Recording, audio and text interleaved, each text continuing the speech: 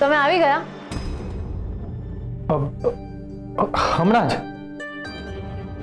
કેમ આમ ચોરની જેમ ડરી ગયા?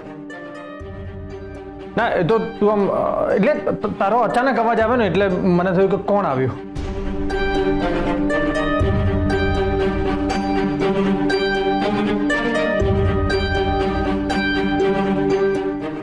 પણ તું કેમ આટલી સિરિયસ લાગે છે?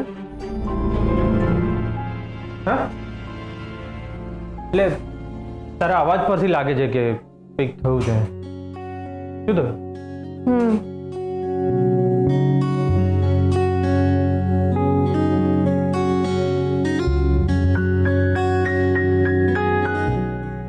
થયું છે?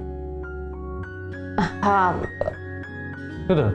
તમે મને પેલી છોકરીને મળવાનું કહ્યું હતું ને, હું એને આજે મળવા ગઈ હતી. તો ત્યાં કઈ થયું? હા, મને કઈ સમજાતું નથી કે શું કરું. એટલે એણે તારી સાથે વાત કરી એમ? ના, એને વાત તો નથી કરી, પણ એને જે જેસ્ચર કર્યું એનાથી બહુ ડિસ્ટર્બ થઈ ગઈ છું. કેમ? એણે શું કર્યું એવું? હું એની સાથે વાત કરવાનો ટ્રાય કરતી હતી, પણ એ કંઈ બોલતી જ નહોતી. એટલે હું કંટાળીને ત્યાંથી જવા નીકળી તો એને અચાનક હા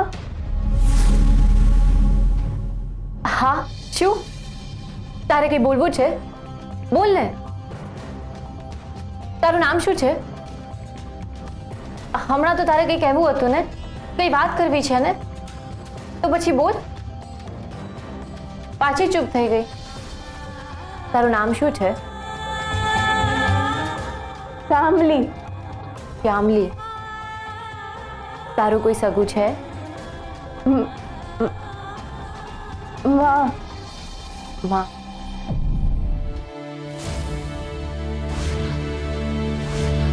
હું પણ આમ જ બ્લેન્ક થઈ ગઈ હતી. આને મારે શું સમજવાનું? મને લાગે છે કે એ છોકરીને ઘણું બધું કહેવું છે પણ એ કહી નથી શકતી. એણે જેસ્ચર કર્યું એના પછી કંઈ કહ્યું? ના, એટલે હું ગભરાઈ ગઈ હતી ને, તો એને કંઈ કહેવું હોત તો પણ હું સાંભળવા માટે ત્યાં ઊભી નહોતી રહી. હું તરત જ નીકળી ગઈ હતી. મને કંઈ સમજાયું જ નહીં કે હું શું કરું શું નહીં. પણ જ્યારે હું જતી હતી ને એ વખત એને રૂમની બારીમાંથી ડોકિયું કરીને એક આશાભરી નજરે જોયું હતું. છોકરી આખો દિવસ સુમૂન બેસી રહે છે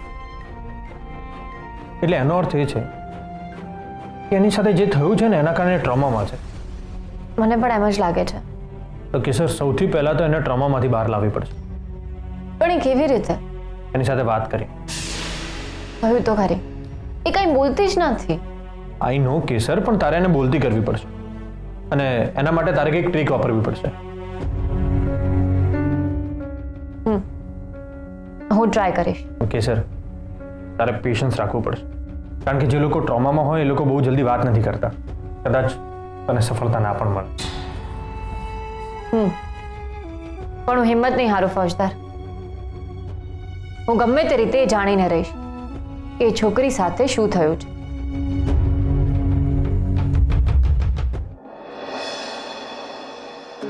ગોપી, ક્યાં જતી રહી આ છોકરી?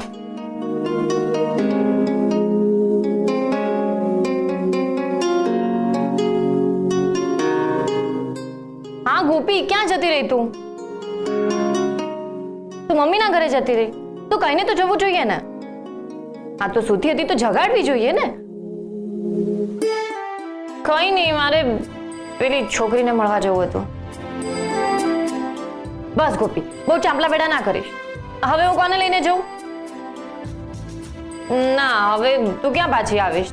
ચાલશે, હું કંઈક મેનેજ કરી લઈશ. હા, અને હા, આંટીને મારી યાદ આપજે. હા, હલો ગોપી. ગોપી, બેટરી ચાર્જર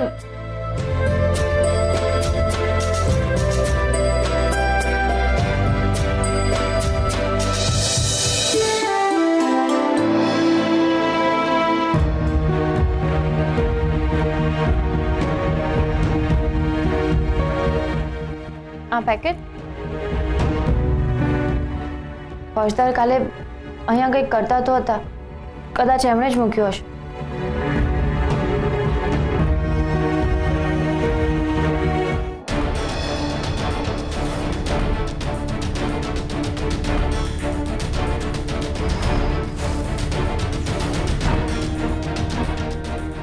આટલા બધા રૂપિયા? કેસર,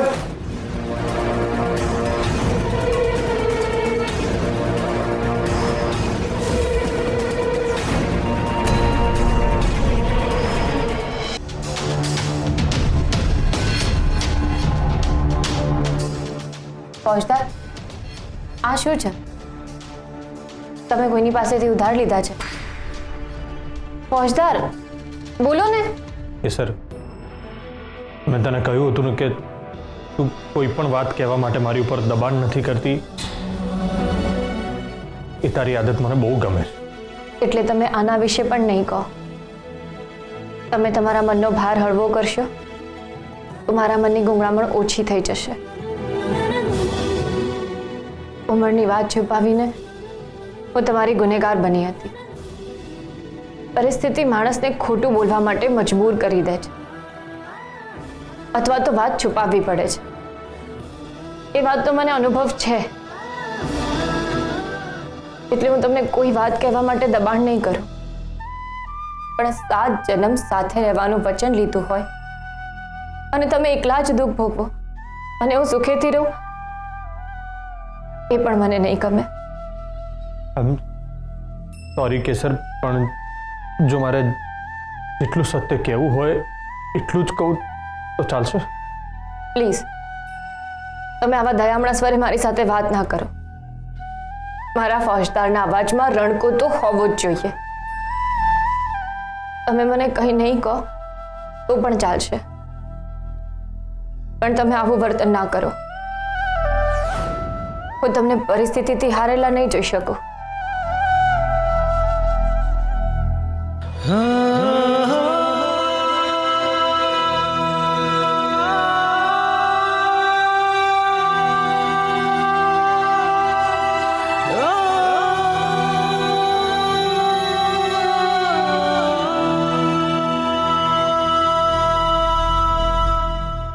કેસર, હું તને બધું જ કહીશ, પણ અત્યારે નહીં. તમે આવશે ને ત્યારે હું તને બધું જ કહી દઈશ. પણ આ રૂપિયા મારા નથી, મને ક્યાંકથી જડ્યા છે અને મારે પોલીસ સ્ટેશનમાં જમા કરાવવા છે. તો આ તો સારી વાત છે ને. આમાં નજર કેમ ચોરી રહ્યા છો?